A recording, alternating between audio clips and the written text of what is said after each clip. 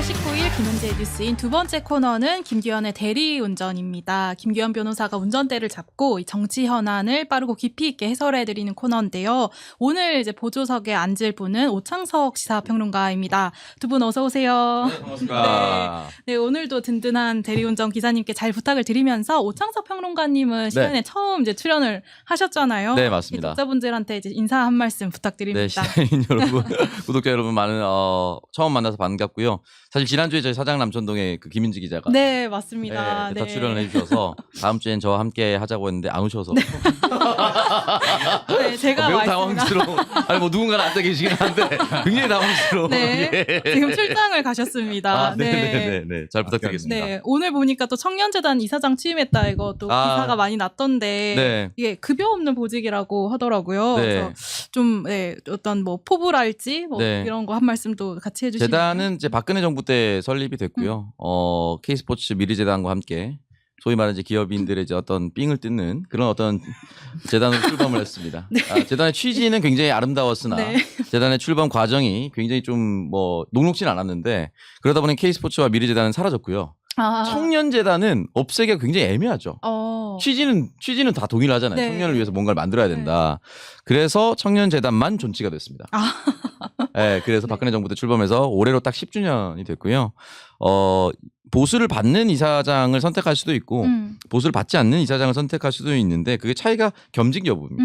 그래서 저는 원래 하고 있었던 제 사장 남천동 유튜브도 있고 또 다른 대외 활동도 조금 병행하고 싶은 마음이 있어서 겸직을 선택하고 보수를 받지 않는 걸 택했습니다. 그래서 뭐 그래도 뭐 상관은 없습니다. 예. 댓글에 급여는 얼마나 됩니까? 급여요? 네. 그 전에 제가 알기로는 이제 문재인 정부 때 정범구 청년재단 이사장이 계셨어요. 제가 알기로는 2억 원이 넘는 걸로 알고 있습니다. 네. 그거를 포기하고 네. 포기하고 이사장으로서 이 방송을 보시는 기업인들이 더 많이 번다. 아니 자유가 갑자기 갈길 것 같은데 자유를 택했다. 네. 이 방송을 보신 기업인분들이 있으면 다시 한 번 더 우리 재단에 기부를 해주시면 너무나도 감사드립니다. 저한테 돌아오는 건 없습니다. 네. 댓글에 포스트 장예찬이다. 뛰는 장예찬이 왜 나는 오창석이다. 지금 사진도 같이 저희 PD가 준비를 했는데, 전 이제 이사장이 이제 전임 이사장이. 네. 네. 약간 지금 남천동처럼 되어가는 것 같은데. 아니 포스트 장해찬은 네. 뭐 부인할 수 없는 사실. 전임 이사장은 장해찬 이사장이 맞았고요. 사실은 이제 연락을 해서 어떤 일을 하면 되는지는 물어보긴 했습니다. 네, 만나셨어요? 왜냐면은 이제 그거는 뭐 여야와 정당 간의 문제가 아니라 재단을 어떻게 운영하는 거에 대한 문제인데 안타깝게도 이제 장해찬 이사장도 그만둔 지 2년이 넘어서 벌써 그렇게 됐군요. 임기가 3년이거든요. 임기가 3년인데 장해찬 이사장 같은 경우는 출마를 하는 바람에 2년간의 이사장의 공백이 있었어요. 네, 그러다가 이제 오랜만에 이사장이 들어가는 입장이라 생각보다 인계할 것이 많고 내부에 좀 정리할 것도 많고 또 이제 취임이 연말에 되다 보니까 내년도 예산안이 다음 주 수요일에 결정이 돼요. 그래서 내년도 예산안을 어떻게 꾸릴지를 이제 부랴부랴 지금 인수인계를 받으면서 보고받으면서 또 정리를 하고 있습니다. 저는 이제 개인적으로 취임할 때 그래서 직원분들한테 3년 임기를 반드시 다 채우겠다. 포부를 밝히셨군요. 네, 왜냐면 이제 이사장의 공백이 생기다 보면 큰 일을 추진하는 게 다 멈춰지더라고요. 그리고 재단의 수건 사업 중에 하나가 공공기관 전환이 있습니다. 네. 예를 들어 청소년 관련된 내용의 공공기관도 있고요. 노인 관련된 공공기관도 있습니다. 근데 이제 청년 관련된 공공기관은 사실은 애매하거든요. 그러다 보니까 국무조정실이 주무관청인데 청년정책진흥원이라는 걸 원래 만들고 싶어 했었습니다. 그래서 아마 그게 수건 사업이기 때문에 저는 그거를 해놓고 나오는 게 일단 1차적 목표로. 청년정책진흥원을 만든다. 예. 그걸 만들면은 더 기업들한테서 이제 후원을 더 많이 받을 수 있는. 아니죠. 공공기관이니까 이제 못 받죠. 못 받아요? 예산을 아예 이제 국가 예산을 받을 수가 있죠. 지금 같은 경우는 묶여있는 예산과 일부 국무총리실, 국무조정실, 뭐 행안부, 뭐 성평등가족부 등등에서 청년 관련된 프로젝트 사업을 따옵니다.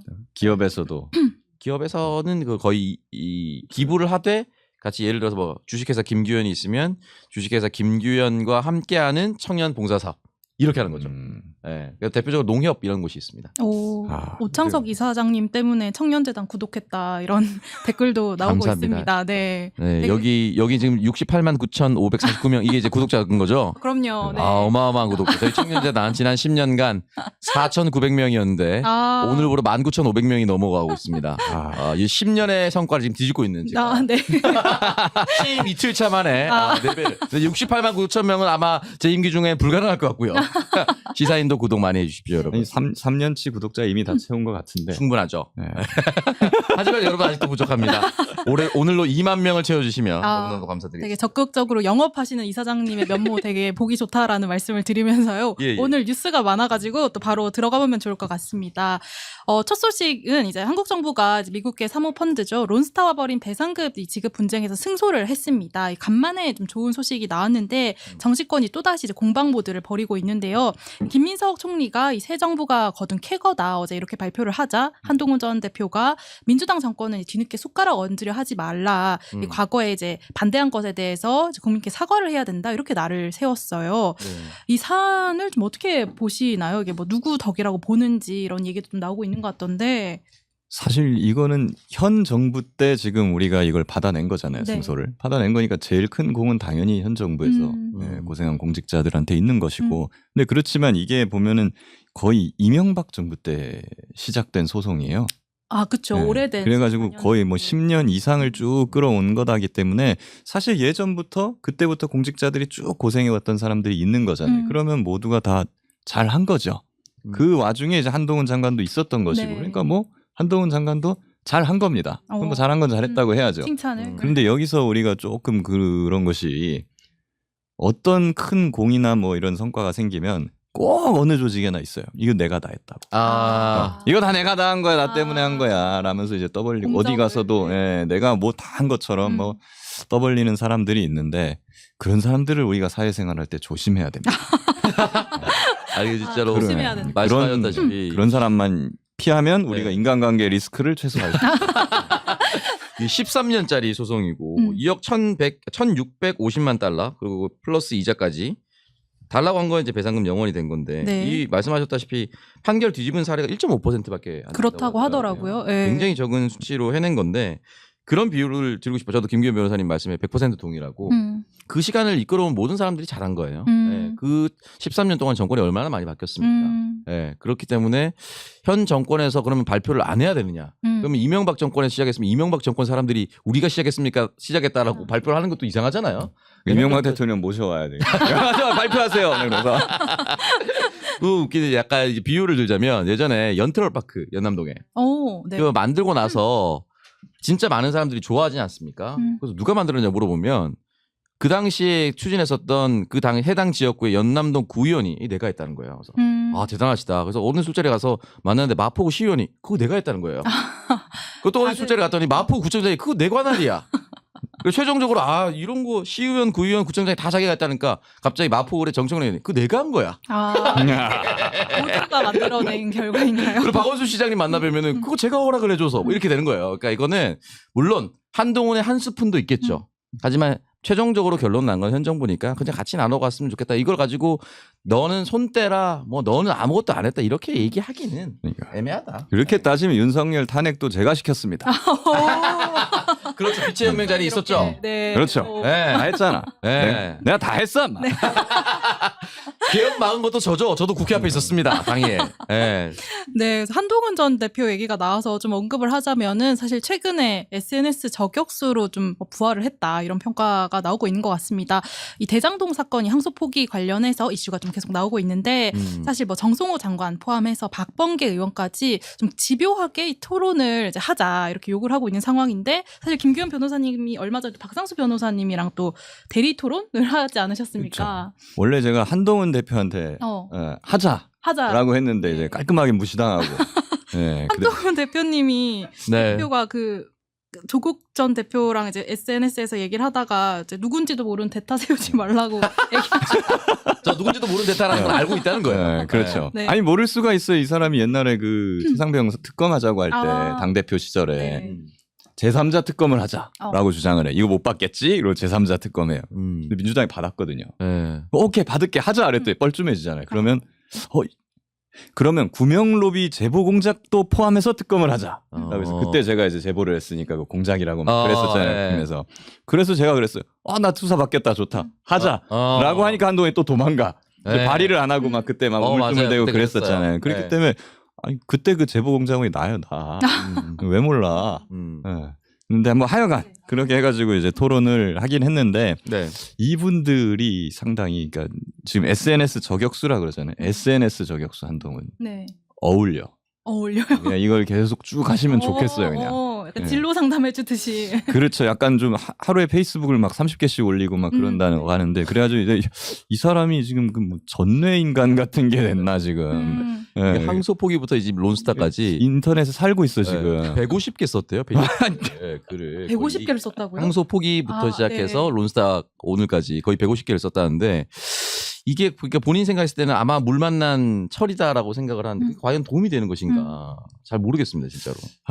지금 국민의힘에서 오히려 난리가 난 상황이거든요. 뭐 좀 다룰지 모르겠지만 박민영 대변인 뭐 이런 논란도 있고 하고 하는데 거기서 무슨 유튜브 총연합회 뭐 이상한 단체가 나와가지고 한동훈을 잘라내라 라고 요구를 하는데 민주당이나 뭐 이런 데 요구하는 줄 알았더니 국민의힘에다가 한동훈을 잘라내라 이렇게 요구를 하고 있더라고요. 그러니까 아니 한동훈은 지금 싸워야 될 게 국민의힘 지금이랑 싸워야 되는 거예요. 그러니까 장동혁하고 토론하자 그러고 지금 막 그렇게 해야 되는 한국인데 민주당에다가 자꾸 토론을 하자고 이렇게 촐랑촐랑 달라붙는데 정말 이거는 전략도 그렇고 뭣도 그렇고 뭘 하는지 모르겠어요. 그 약간 돌돌이 이거 할 때랑 비슷해요.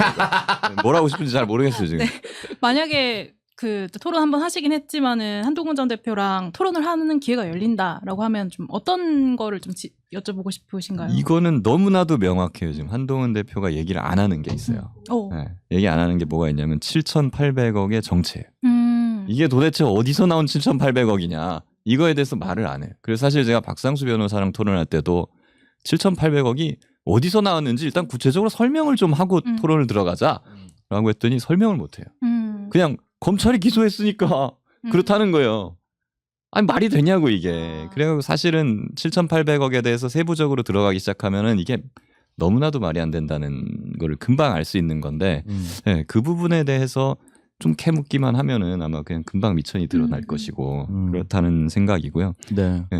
그리고 뭐 사실 뭐 기존에 하고 하는 것들이 말이 안 돼요. 저는 그냥 정치적으로 보면은 사실 이번에 항소 포기보다는 차라리 항소를 해서 2심 3심 가가지고 더 깨지게 만들었으면 더 할 말이 없었을 건데 괜히 이런 시끄럽게 만들 빌미를 줬다라는 측면에서 정무적으로는 적절치 못한 판단이었다. 저는 그런 생각을 해요.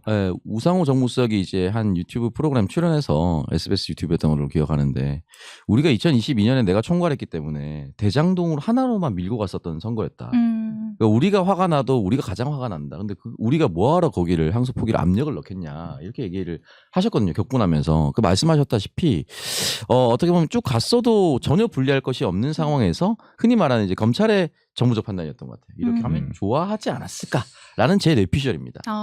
그게 이제 여러 가지 리스크긴 했는데 다만 이 상황에서 그들이 두려워하는 점은 유동규가 소위 말해 자기가 뭐 한 3년 정도만 살고 나올 거라고 자신만만 하다가 7년 구형이 8년이 나오지 않았습니까? 그래서 유동규도 혹시나 자기가 회유와 압박을 받았던 것을 진술할까 봐 걱정하는 것이 아닌가. 오히려 지금 그런 생각까지 들어요. 노만석 대행이 친한계인가? 이게 지금 다 공작인가? 그런 생각까지 드는 거예요. 그러니까 고도에 지금 나중에 한 1년쯤 뒤에 있다가 갑자기 노만석이 이제 친한계 뭐 당에 입당하겠다. 이렇게 짠하고 등장할 수도 있겠다. 그러다 저의 보니까 생각이었어요. 사실 워낙 지금 정쟁화가 되고 있고 지금 국민의힘에서는 요걸 가지고 계속해서 이제 장외 집회를 이어가고 있는 상황인데 오늘 또 장동혁 대표가 이런 말을 했다라고 합니다. 7,800억을 전부 회수하지 못한다면 이번 항소 포기에 가담했던 범죄자들 그게 대통령이든 법무부 장관이든 뭐 검찰총장 대행이든 그 누구라도 함께 이 7,800원을 토해내야 된다. 라고 이제 발언을 했다라고 하는데 아무 말 대잔치를 하고 있는 겁니다. 일단 7,800억 원이라는 거는 사실 그 대장동 민간업자들이 그 사업을 통해서 벌어들인 수익 총액이에요. 총액. 근데 우리가 보면 아시겠지만 어떤 입찰이나 어떤 공공사업에서도 그냥 그 과정에서 뭐 비밀 유출이 됐든 뇌물이 됐든 뭐 이런 비리가 얽혀 있다고 해서 그 사업 수익 총액을 다 몰수 추징하는 사례는 없어요. 그 법리적으로 불가능하기도 하고 그런 상황에서 7,800억을 그냥 밀어붙이는 거는 그냥 정치적 레토릭에 불과한 것인데 굳이 뭐 이제 저렇게 만든 빌미를 제공해서 한 부분은 이제 정치적으로는 좀 패착이다라는 부분은 있겠습니다만 저것은 2심, 4심 항소를 하더라도 인정될 여지가 정말 1도 없는 거예요. 법률가 입장에서 보면은 굳이 뭐 항소 포기를 해도 전혀 이상하지 않은 그런 상황이다라는 말씀을 좀 드리고 싶고 그리고 그 법원이 인정한 그들의 부당이익은 얼마냐라고 한 판결문에 써 있거든요. 부패재산이라고 해서 1,120억 원까지만 법원이 딱 인정을 했어요. 네. 그러면서도 그 중에서도 몰수 추징을 할 수 있는 부분이 있고 할 수 없는 부분이 있어서 할 수 있는 부분 473억 원에 대해서만 한 것이거든요. 그래서 어쨌거나 저는 민사소송 얘기가 지금 나오는데 성남시가 민사소송을 해가지고 대장동 일단한테 받아낸다고 하면 얼마까지 인용이 될 수 있을까라고 하면 법원이 인정한 게 1,120억 원이니까 네. 거기까지 인정될 수 있을 것이다. 라고 하는데 지금 2천억 원의 재산이 추징 보전돼서 묶여 있기 때문에 1,120억 원의 보상을 성남시가 받는 데는 큰 무리가 없는 거죠. 이참에 근데 우리가 더 집중해서 봐야 될 것은 사후에 지금 남욱이 그 자기 몫의 추징 보전 재산 풀어달라고 지금 신청을 네. 했잖아요. 그게 되기 전에 성남시가 가압류를 해야 됩니다. 그래야지 나중에 이제 1,120억 원 실제로 집행하는데 문제가 없죠. 그 어제 이제 봉지욱 기자랑 이제 방송을 하는데 예금보험공사에서 그 가압류권을 이미 하고 있다고 하는 부분이 있더라고요. 그 남욱 변호사가 가지고 있는 건물과 관련해서 이미 남욱에 대해서 한 45억 정도는 가져왔는데 저도 몰랐는데 그 예보의 기획회수과라고 하는 곳이 있는데 거기에 이제 이런 거 가져오는 전문적으로 하는 과라고 하더라고요. 그런 과가 있다는 걸 처음 알았습니다. 그래서 회수하면 부산저축은행인가요? 그 돈을 그렇죠. 빌렸던 그 피해자분들에게 돌려줄 수 있는 길이 열릴 수 있다. 맞아요. 네. 사실은 그래서 그 가압류를 빨리 해야 되고, 그러니까 남욱의 추징 보전이 풀리기 전에 빨리 네. 이것이 돼야 되는지 안 되는지를 좀 체크해 볼 필요가 있고, 이거 빨리 안 하면 신상진 성남시장도 배임죄가 되는 거예요. 직무유기가 될 수도 있는 것이. 네. 그리고 예보권도 있어요. 이게 왜냐하면 이제 남욱이나 김만배 같은 경우에, 특히 남욱 같은 경우에는 예보에 돌려줘야 될 돈들이 있는 거예요. 저축은행 피해자들이 이자가 엄청 불어났더라고요. 결과적으로. 네. 네, 그 부분인데 그러면 이 1,120억 원, 그러니까 추징 보전된 2천억 원을 가지고 성남시하고 예보하고 둘 다 채권자가 되는 거죠. 네. 이게 이들한테 돌아가야 되는 겁니다. 이게. 네. 둘이 또 싸우겠지 나중에. 근데 뭐 성남시는 일부 더 많이 가져가서 예보 쪽이 더 우세하다라고 또 얘기를 하더라고요. 네. 어쨌든 이 프레임에 있어서 예보가 만약에 회수를 더 많이 하면 많이 할수록 피해자 구제가 되니까 논조 자체가 헤드라인이나 이런 게 예보, 그러니까 항소 포기로 인해서 피해자 구제 방법의 길이 열렸다. 이런 방식으로 좀 얘기를 했으면 좋겠습니다. 네. 사실 예보로 가는 것이 어떻게 보면 효능감 차원에서는 더 좋을 수가 있어요. 왜냐하면 성남시로 들어가게 되면은 성남 시민 N빵 되는 거잖아요. 그러면 뭐 실제로 그 주는 것도 아니고 그냥 재정 부담이 약화되는 거니까. 네. 예보로 들어가면은 그게 그 저축은행 피해자분들, 전 재산을 넣었다가 날리거나 뭐 몇 천만 원, 몇억 원 피해를 보신 그런 분들한테도 피해 보상이 될 수 있기 때문에 어떻게 보면 그게 또 사회적으로 봤을 때는 바람직할 수 있죠. 그래서 오늘 그 아까 얘기하신 남욱 변호사 소유 건물 앞에서 국민의힘 의원들이 또 규탄대회 열었다라고 하더라고요. 근데 당내 협조가 좀 잘 안 이루어지고 있는 거 아닌가 하는 이제 적은 수가 이제 참여를 해서 이제 한겨레가 관련한 보도를 하기도 했던데 사실 이 국민의힘 행보 관련해서는 오늘 또 여러 가지 발언들이 나왔는데 나경원 의원이 이제 오늘 SBS 라디오에 출연해서 우리 당 후보를 지지한다는 걸 당신들은 윤어게인 부정선거니까 안 된다고 내칠 필요는 없는 거 아니냐 이렇게 말을 했습니다. 사실상 이 장동혁 대표가 제안한 극우연대에 힘을 실은 발언으로도 보이는데 좀 어떻게 보셨나요? 저는 이제 개인적으로 그 장동혁 대표와 나경원 의원이 이렇게 달리는 이유가 결국은 본인의 그 존립을 위해서라고 생각을 하거든요. 장동혁 대표는 지금 당내 기반이 없는 선수도 굉장히 낮은 의원이자 대표인데 그러다 보면 화끈하게 자기를 밀어줄 수 있는 사람이 사실 극우 쪽밖에 없습니다. 그 해당 유튜브 채널이라든지 몇몇 교회 세력들. 그러다 보니까 그렇게 얘기를 하는 거고 나경원 의원은 드랍을 했다라는 얘기도 소문이 돌았지만 한강버스 관련해서 오세훈 시장의 논란이 불거지면 불거질수록 다시 한 번 더 서울시장에 욕심을 낸다는 얘기도 다시 돌고 있습니다. 그러면 이 사람이 이렇게까지 세게 하는 이유는 딱 두 가지인데 내년 서울시장 경선을 염두에 둔 거 하나 그리고 다가오는 11월 20일에 빠루 관련된 재판 있죠. 예, 고기 관련된에서 탄압 프레임. 요 두 가지로 조금 해석을 해볼 수 있지 않을까 싶습니다. 예. 지금 이 사람들의 생각은 저는 예전부터 국민의힘은 이제 정당으로서의 그 정체성을 잃어버렸다고 생각하는 게 누가 지도자가 되어야 하는가, 예. 누가 국민을 더 잘 먹여 살릴 수 있을 것인가 이걸 생각하는 게 아니라 한 10년 전쯤부터 그런 것 같아요. 그냥 누가 돼야 나한테 유리한가. 예. 이것만 생각하는 정당이 돼버렸어요. 그럼 장동혁도 나경원도 어떻게 해야 나한테 유리하냐. 딱 이 기준으로 지금 움직이고 있는 거예요. 이 기준에서 보면은 지금 움직이는 게 이해가 돼요. 네. 중도층으로 가거나 막 이쪽으로 확장하려고 그러면은 일단 자기들은 그쪽에 소구력도 없을 뿐더러 괜히 그렇게 갔다가 한동훈한테 빈집털이 당할 수가 또 있는 거세요. 이게 글로 가면 자기들이 불리한 지대니까. 그러니까 자꾸 극으로 가는 거예요. 이게. 그러면서 또 이제 이번에 무슨 그 미디어 대변인이 뭐 이상한 채널 나가가지고 뭐 거의 뭐 쌍욕에 가까운 소리를 막 하고 했잖아요. 그걸 또 두둔하고 있잖아요. 그 지도부에서. 당내 자금만 그것도 합니다, 그런 것만 보더라도 이게 참 말이 안 되는 거예요. 이게.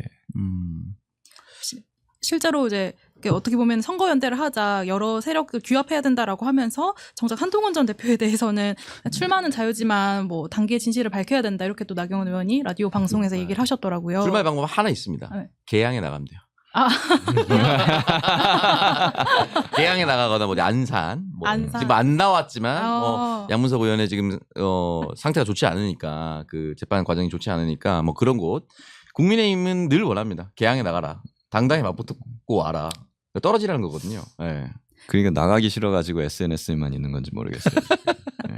댓글에 네. 오창석 이사장님 여기선 윤석열 성대모사 안 하나요? 이런 댓글이 있고. 여러분들 원하십니까? 네.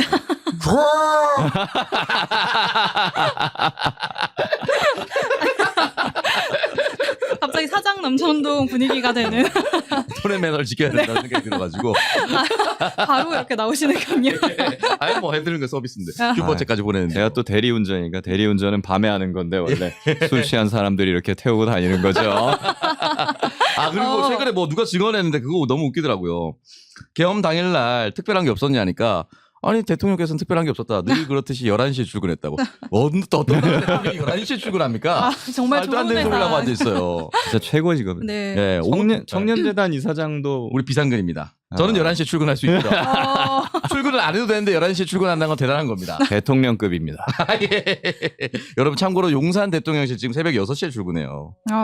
네, 무슨 11시에 그런 게 어디 있습니까 세상에.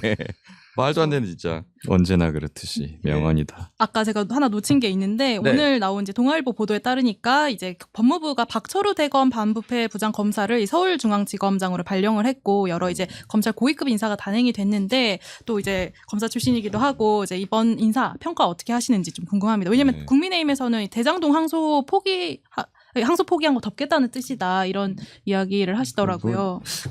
이상한 그때 그 주진우 법비께서 그런 말씀을 하셨는데 법비라고 해가지고 이상한 말이 아니고 법률비서관의 줄임말이에요. 아, 네. 예, 법비, 비서관, 예, 네. 법비 주진우, 예, 법률비서관 주진우. 예.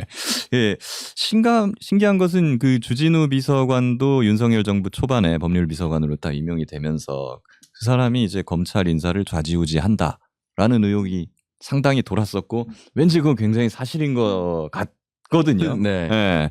근데 보면은 검찰 인사를 그렇게 평했다? 아니 생각해보면 도이치 열심히 수사하던 1차 수사팀 대장동 사건 열심히 수사해왔던 1차 수사팀 다 내쫓아버리고 그리고 이제 이재명 표적사만 하나만 딱 보고 달리는 2차 수사팀 사냥개 같은 사람들을 쫙 거기 투입시킨 게 한동훈 법무부 장관이고 그 당시에 법비 주진우고 예. 법률비서관 네. 네, 이런 사람들 아니겠어요? 네, 그러니까 이런 사람들이 지금 그런 짓을 벌여놓고서 이번 정부에 들어와가지고 이번 정부의 양식이나 그 방향성에 걸맞는 그런 인사들을 지금 발탁을 하고 있는데 거기에 됐다가 뭐 그냥 모든 걸 다 대장동으로 연결시켜가지고 이걸 덮으려는 전략이다라고 말이 안 되는 거죠. 지금 이제 발탁되는 사람들의 면면들을 보고 있으면 저는 그분들을 참 알아요.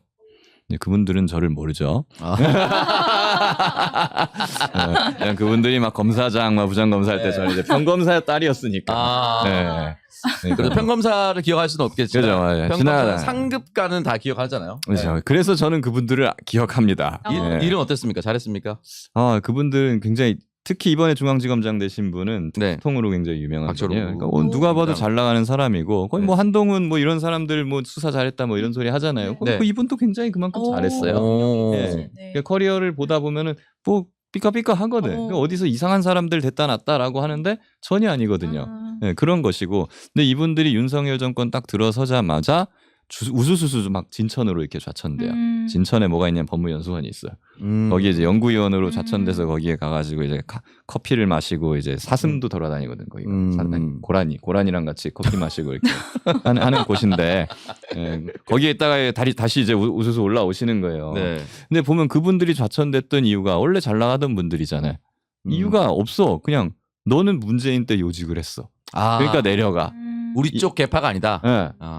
이랬던 것이거든.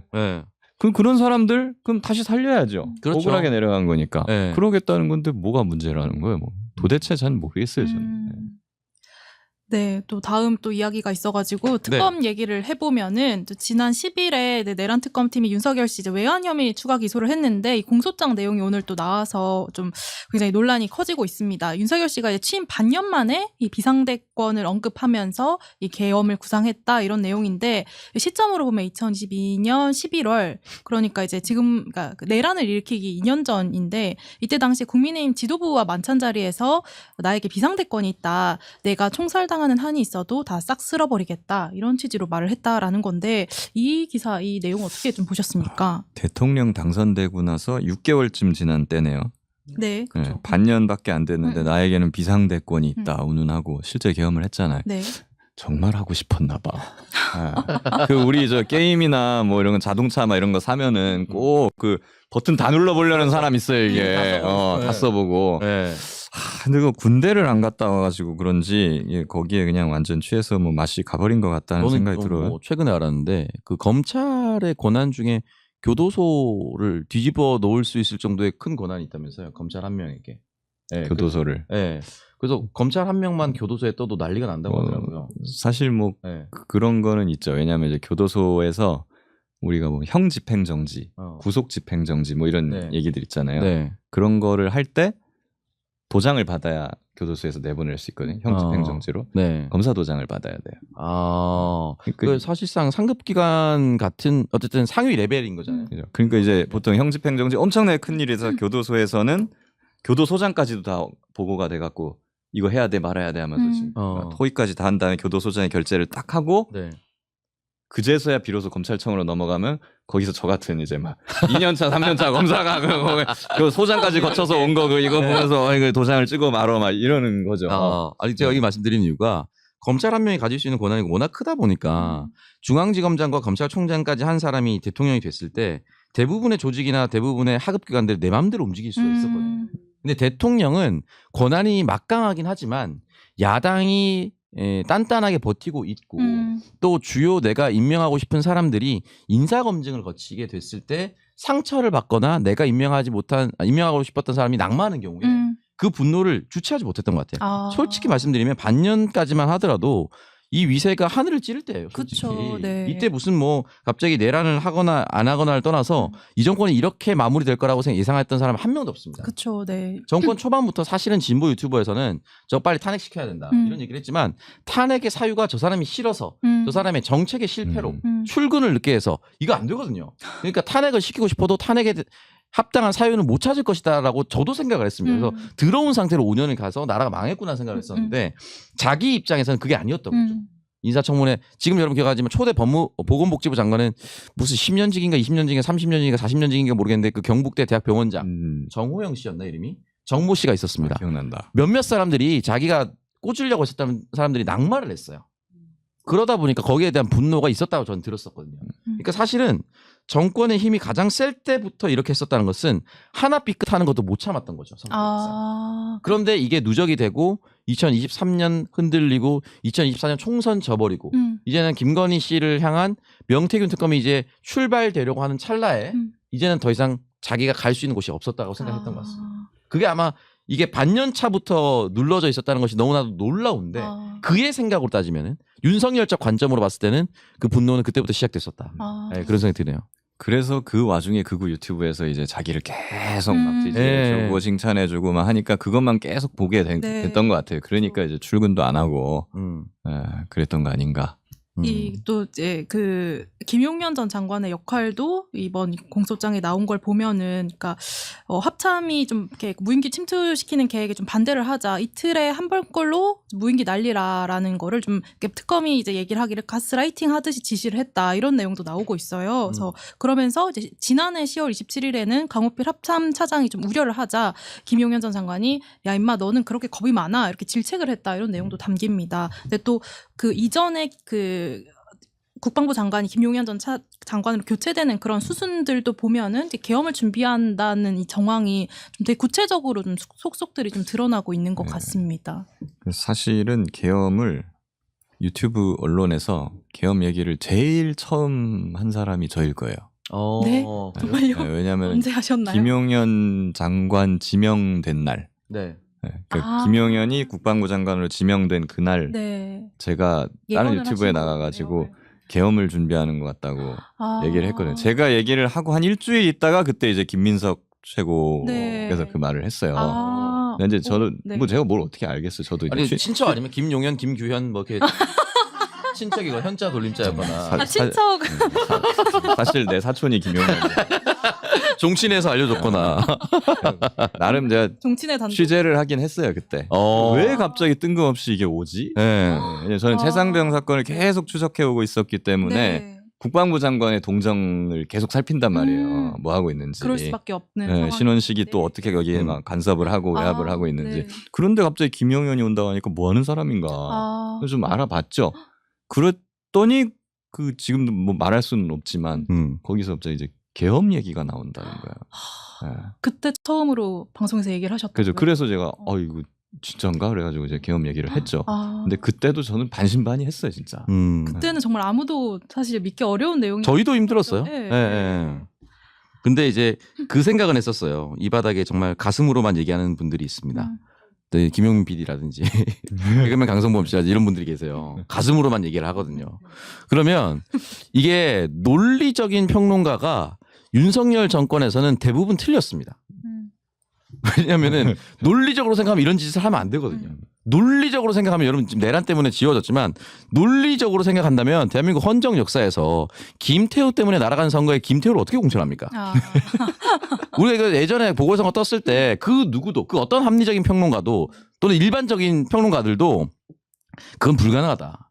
하지만 그 당시에도 가슴으로 얘기하는 사람들은 이 정권은 미쳤기 때문에 가능하다.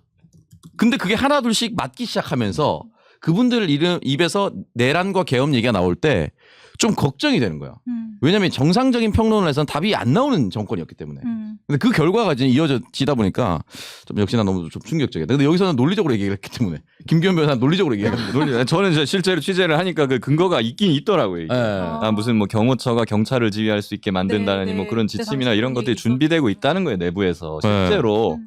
근데 그런 게 있어도 저는 그래서 계엄을 준비하는 것 같다는 얘기가 있다라고 하면서도 저는 머릿속에서는 아이 그래도 설마 이게 아니길 제발 아니길 말이 돼. 그랬었던 거죠. 근데 제가 직감을 한 거는 그 이후에 국정감사가 있었는데 그때 김용현 장관이 국정감사 하고 있었어요. 근데 북한에 갑자기 드론을 발견했다고 북한에서 발표를 막 한 거예요. 그래갖고 국방장관이 막 왔다 갔다 해 막 나갔다 들어오고 막 하는데 그때 이 양반이 합참에서는 우리가 보낸 거 아니 우리가 보낸 거 아니다라고 발표를 한 상황이었어요. 근데 한 15분 있다 김용현 장관이 들어오는데 확인해 드릴 수 없다. 이게 우리 입장입니다라고 하는 거예요. 근데 그 뉘앙스가 누가 봐도 옆에 있는 사람이 딱 들어보면 알잖아요. 보냈어 이거. 100% 보냈네. 그때쯤부터 진짜 무서워지더라고요. 뭐라도 한다 이 사람들 진짜. 진짜 어떻게 보면 계엄을 처음으로 유튜브에서 얘기하셨다라는 거를 오늘 처음 또 알게 되네요. 이 장관 제대로 이제 미친 사람이고 윤석열이야 뭐 군대도 안 갔다 왔고 뭐 그러다 보니까 그런 사람들이 이제 더 전쟁광적이고 모르니까 그럴 수 있다고 쳐도 김용현은 군인이잖아요. 그 사관학교는 평생 군인이었던 사람이 이렇게 전쟁을 쉽게 생각하고 그냥 뭐 잘못하면 국민들 목숨이 다 날아갈 수 있는 문제인데 그거를 그냥 야 임마 넌 겁이 그렇게 많아? 쏴 그냥 이렇게 한다는 것 자체가 저는 이거는 사이코패스가 아니고서 이럴 수 있을까? 그래서 참 그 지금 생각하면 아찔한 게 유튜브에 다 남아 있긴 하지만 김민석 최고와 이제 질의 과정에서 국회에서 약 올리거든요. 그러니까 흔히 말하는 이제 장관들이 나와서 야당 의원들과 투닥거릴 수는 있다고 봐요. 근데 그 당시에 김민석 의원이 어떤 걸 질의하니까 당시 김용현 의원이 뭐라고 했냐면 그러니까 대통령이 못 되시는 겁니다. 이렇게 약 올렸어요. 그리고 뭐 눈엔 뭐밖에 안 보여. 뭐 이런 식으로 답변했습니다. 그러니까 저거는 미치지 않고서는 할 수 없는 발언인들인데 제가 봤을 때는 그렇다면 저렇게 자신감이 있고 너 계속 한번 짓거려봐. 나중에 어떻게 될지 내가 똑똑히 보여줄게 라는 생각이 들어가 있지 않고서는 그런 답변을 할 수가 없습니다. 앞으로도 정권이 교체돼서 보수 정권이 된다 하더라도 그런 장관 나올 수 없다고 보거든요. 정말 위험한 발상을 하고 있었기 때문에 그런 발언들을 할 수 있지 않았을까. 네, 그런 생각이 듭니다. 그러다 보니까 또 댓글에 이런 우려해 주시는데 내란 재판지 어떻게 해야 되냐, 이 벌을 받겠냐 이런 이야기들 하는데 사실 오늘 이제 또 한덕수 전 총리 내란 재판 열렸거든요. 근데 이상민 전 장관의 이 출석을 했는데 모든 질의에 대한 이 증언을 거부를 했습니다. 그러면서 이 정당한 사유가 있을 때 선서를 거부할 수 있다라고 하면서 선서를 하지 않고 그래 버티자 이진관 부장판사가 증언 선서를 거부하는 건 처음 봤다면서 이 과태료 부과를 했는데 이상민 전 장관의 이러한 태도는 좀 왜 이런다고 보시나요? 이해가 안 되죠. 선서는 거부할 수 없습니다. 우리가 증언 거부권이지 선서 거부권이 아니에요. 네, 증언은 거부할 수 있어요. 네. 질문을 받고. 근데 선서는 거부를 할 수 없어요. 우리가 조금 다른 게 국회에서는 선서도 거부할 수가 있어요. 근데 법정에서는 네. 국회는 그렇게 되어 있지만 형사소송법에는 선서 거부권이 없거든요. 그러니까 형사 재판에서는 거부할 수는 없는 겁니다. 일단 선서는 해야 돼요. 네. 하고 나서 개별 질의에 대해서 증언을 거부하는 겁니다. 굉장히 또 법률가로서의 그렇죠. 그래서 선서를 거부하면 과태료를 부과하게 되어 있는데 이게 뭐 이런 경우가 없잖아요. 선서를 거부하는 경우가. 그러다 보니까는 이 과태료 금액이 수십 년 동안 안 바뀌었어. 그래서 상한이 50만 원인 거예요. 이게. 증액해야 됩니다. 그러니까 올려야 돼 이거를. 이거 한 5억을 때리면 다 선서하지 그러니까 않을까요? 막 올려야 돼. 이거 50만 원이 언제적 50만 원인지 모르겠어요. 막 3, 40년 전에 50만 원이었을 수도 있어요. 이게. 그때 엄청 비쌌겠지. 그렇겠죠. 그러니까 이거 올려줘야 될 필요가 있는 거고. 그리고 이상민 판사 출신이거든요. 자기도 알아요 이거. 알 거야. 근데 왜 이러는지 이해를 할 수가 없다 이 사람들은. 그리고 뭐 이제 이 사람들은 이미 뭐 계엄 내란을 일으킨 사람들이니까 논리적으로 이 사람들을 뭐 이해하려고 들면 안 되는 거긴 한데 그래도 이상민 판사 출신인데 이거 더 이해가 안 되고 김영현도 지금 변호인단 뭐 깽판 치다가 지금 감치됐잖아요. 네. 네, 그 사람들도 지금 변호사 업계에서 별명이 다 붙었어요. 깽판단이라고. 네, 거기도 지금 이해가 안 돼. 그래서 이진관 부장판사가 화가 나서 이제 다 얘기하고 이상민 정말 당당하게 저도 이의 제기한다는 걸 바로 기록에 남겨달라고 얘기를 하고 그런 무의미한 논쟁들이 이어진다는 것 자체가 좀 우려스럽던 거죠. 네. 굉장히 또 이제 이진관 판사에 대한 관심도 좀 커져가고 있는 것 같은데 아까도 말씀하셨다시피 감치 대기 명령 내리기도 했고요. 지규현 판사랑은 또 굉장히 다른 면봉으로 부각되고 있는데 좀 어떻게 평가하시나요? 사실은 우리가 겪는 그러니까 일반인들이 겪는 모든 형사 재판은 다 이진관 판사처럼 합니다. 그래요. 그렇잖아요. 우리 형사 재판에 일반적으로 들어가면 무서워요. 무서워서 아이고 재판장님 하면서 들어가고 이렇기 때문에 법정 굉장히 엄숙하고 거기서 뭐 손 하나만 까딱해도 막 이렇게 지적받고 혼나고 막 이래요.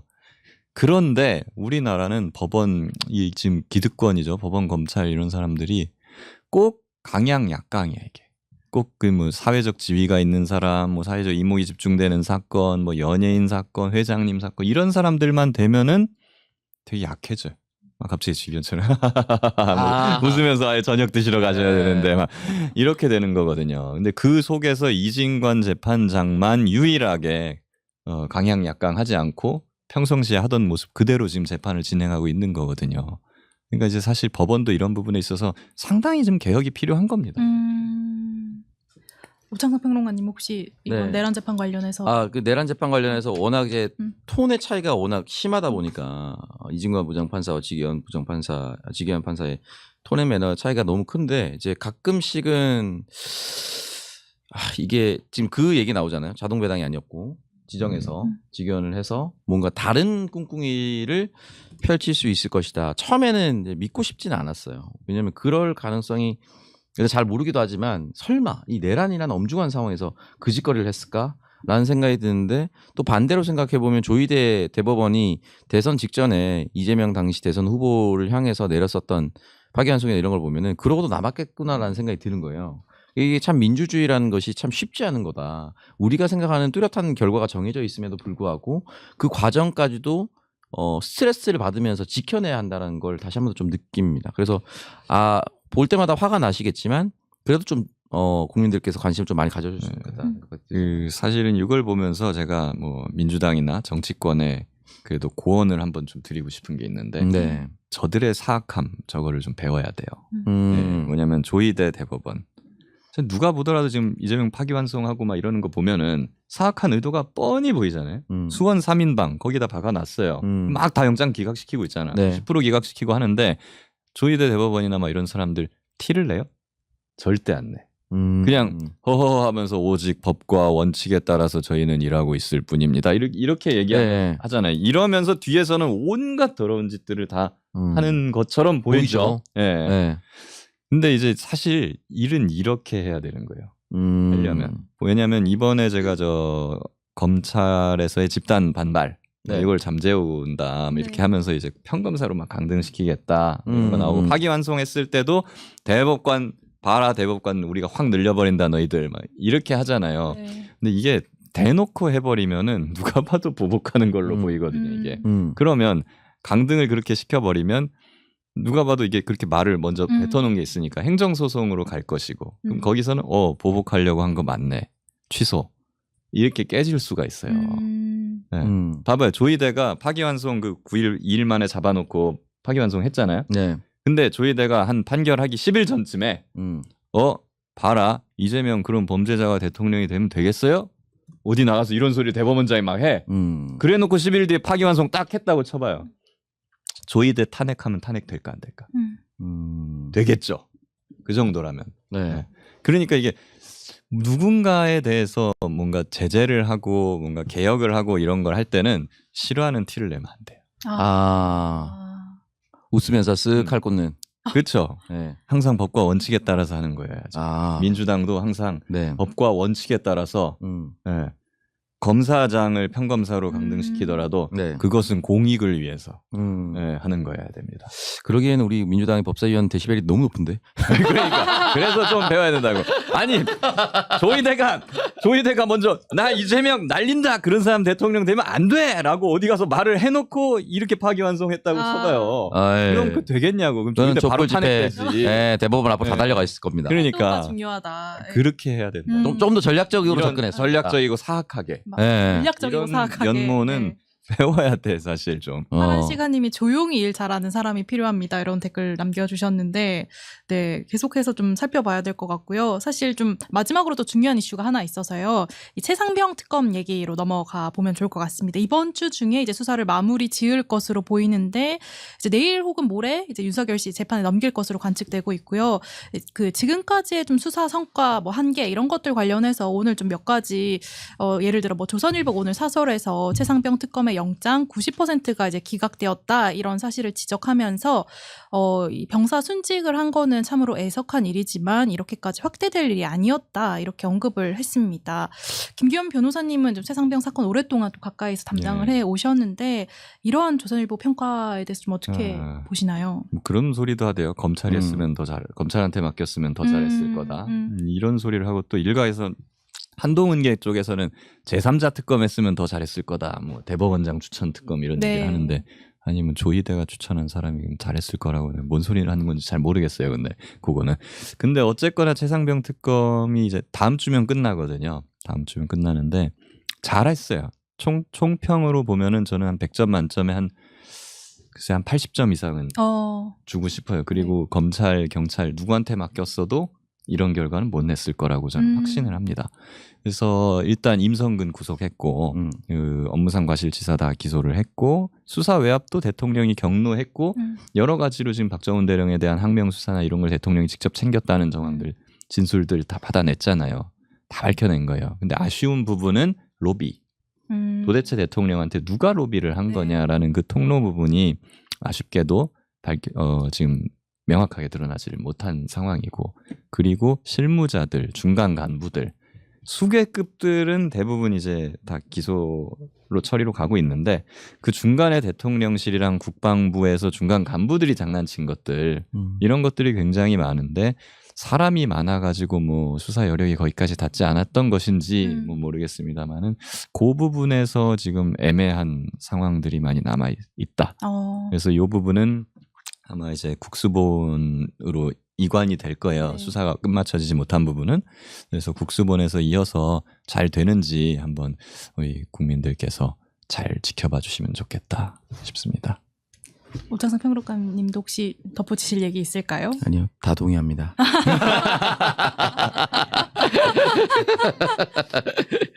앞으로 그러면 좀 계속해서 좀 살펴보는 것으로 하고요. 네. 오늘 그런 방송은 시간이 다 돼가지고 여기까지 마무리하는 것으로 하겠습니다.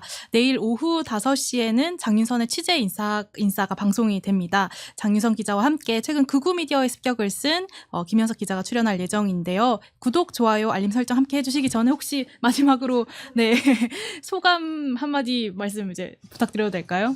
네, 오늘 처음 나오신 예. 예. 다음번에 또 불러주시면 김은지 기자님이 계시길 바라면서 출장 잘 다녀오시고 오늘 또 리드 잘 해주셔서 너무너무 감사드린다는 말씀드리겠습니다. 시사인 앞으로도 많은 사랑 부탁드리고 저도 시사인 열심히 보고 있겠습니다. 고맙습니다. 혹시 저희 구독, 좋아요, 알림 설정 해달라고 한마디 해주시면 여러분 시사인 여러분 구독, 좋아요, 알림 설정 많은 사랑 부탁드리도록 하겠습니다. 이따가 남천동에서도 좀 쓱 언급하겠습니다. 진짜? 뭐 하면 되죠. 뭐 그거 어렵지 않으니까. 대리운전도. 근데 우리 남천동보다 구독자가 남천동보다 구독자가 많은데 이것이 과연 의미가 있는 것인가? 근데 얘기는 하겠습니다. 네, 같이 성장해가는 관계로 하고요. 네, 오늘 방송은 그럼 여기까지 하겠습니다. 그럼 내일 뵙겠습니다. 감사합니다. 고맙습니다.